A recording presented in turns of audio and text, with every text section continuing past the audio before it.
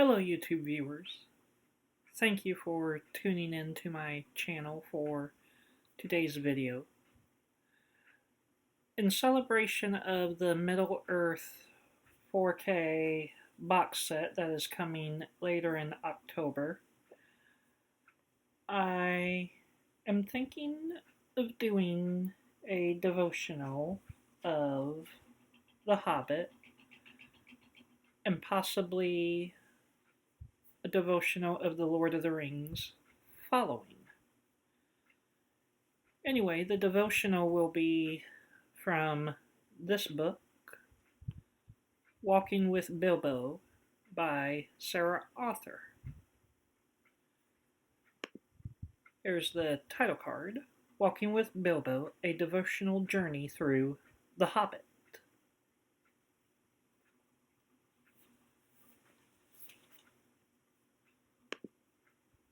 Lesson 1. Looking for a few good men or hobbits.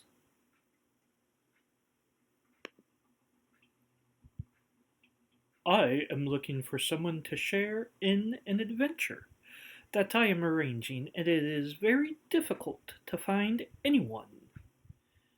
Gandalf, Chapter 1 of The Hobbit.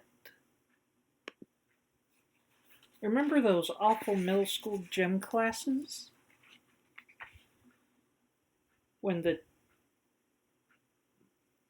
Remember those awful middle school gym classes when the teacher selected two captains and told them to take turns picking their teammates one at a time? Either the captains' voices were drowned out by the clamoring throng of, "Pick me, pick me, pick me," or their words echoed in an uncomfortable silence. I want her, him, you, not you. Any twinge of sympathy for those left standing till the end was quickly overpowered by the extreme relief at not being one of them. How unfair it seems that certain people should be chosen, and for some of the silliest reasons too, while others aren't. Then, of course, there's the wretched classroom lecture scenario, usually involving a subject in which you feel hopelessly stupid. While the instructor paces around the podium, you sit quietly in your seat, trying not to move or sneeze, or in any way draw attention to yourself, because you know the firing squad of questions is coming. The instructor will wheel around suddenly and aim a zinger at some poor, unsuspecting student who may or may not have the fortitude to answer, and you hope it won't be you. Please don't pick me, please. How unfair it seems that every student will be chosen at some point, including you. Very interesting to compare the two scenarios, isn't it? In the first, you're desperate to get the attention of the person in charge rather than suffer the embarrassment of not being selected. In the second, you're desperate to stay under the radar altogether. But in both situations, you'll end up getting chosen eventually. The issue isn't whether or not you'll be chosen. The issue is when.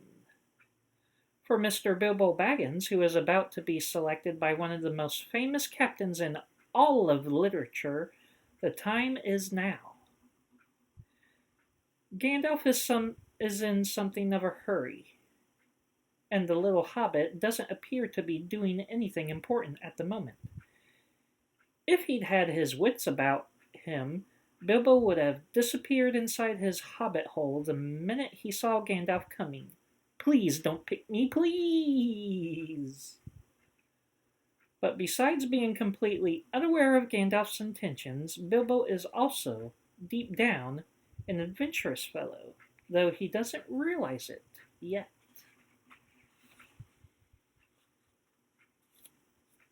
In fact, there are a great many things he doesn't realize, as Gandalf well knows. The wizard tells the dwarves their There is a lot more in him than you guess, and a deal more than he has any idea of himself. Bilbo is being chosen precisely because Gandalf sees something in him that needs only the chance to come out. And an adventure will do the job nicely. Despite Bilbo's protests, as well as those of the dwarves, he becomes the chosen and selected burglar for the expedition to the Lonely Mountains. Chosen and selected. The words have a nice ring to it, don't they? They make us sit up a bit taller, lift our chins a little, even if, like Bilbo, we're not sure what the words mean exactly. We rather like the idea of being handpicked for a purpose. It's not simply because we're susceptible to flattery, like the dragon Smaug. Deep down, we long to know that we have value and worth in someone's eyes, that someone thinks we have a role to play in the stories of our time, and someone does. The creator of all the universe, who is also the creator of every human life, including yours. And all that he does has a purpose. God made you for a reason and has a plan for your life. He's calling you to fulfill a purpose within a story that is larger than you could ever dream or imagine. An adventure beyond all adventures. God has been in the business of hand selecting people for specific jobs since the beginning of time. He cranked the recruitment process into high gear when Jesus came on the scene.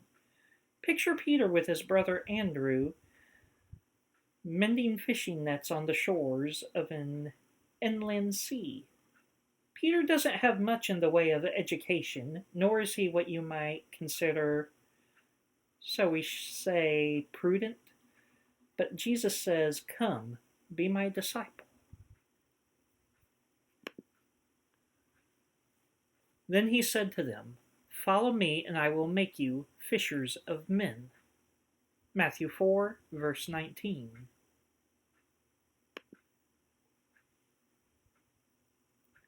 And off he goes, Andrew at his side, dropping everything. The rest of the 12 disciples have similar responses, and before long, voila, you have an organized expedition. Frankly, if you're really not interested in adventures, it's wise to hide when you see Jesus coming.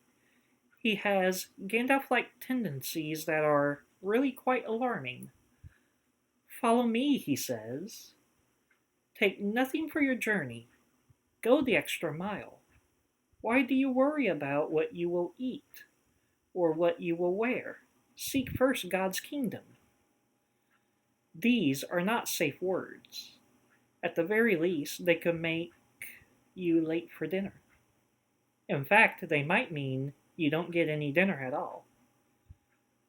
But Jesus also says to his disciples, "You didn't choose me, I chose you." "You did not choose me, but I chose you and appointed you that you should go and bear fruit and that your fruit should remain, that whatever you ask in the Father's name, he may give you." John 15, verse 16. This adventure of faith may appear to have a rather dubious origin and an even more dubious outcome. But that doesn't trump the fact that in this moment, in this hour, you are being called to walk with Jesus. The question is, will you? Long ago, even before he made the world, God loved us and chose us in Christ. Ephesians 1, verse 4.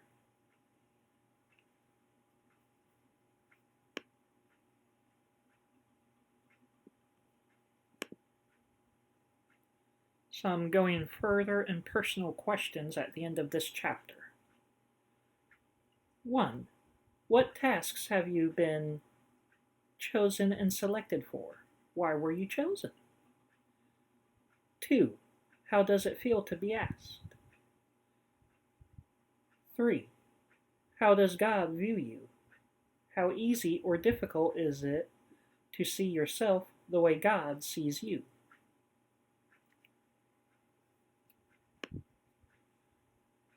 4. Why has God chosen and selected you for the adventure of faith? 5. What are you going to do about it?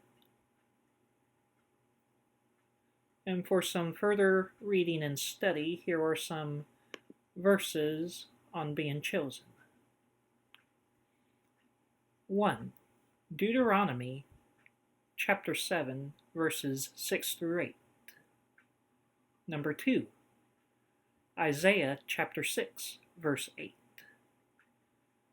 Number 3. Isaiah 41, verses 9 through 10. 4. Mark chapter 2, verses 13 through 17. 5.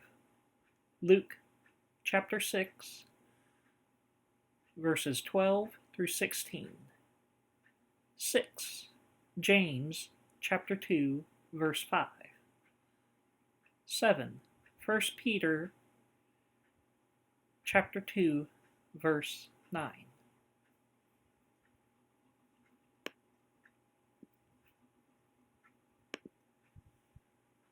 I want to thank you for taking the time to view this.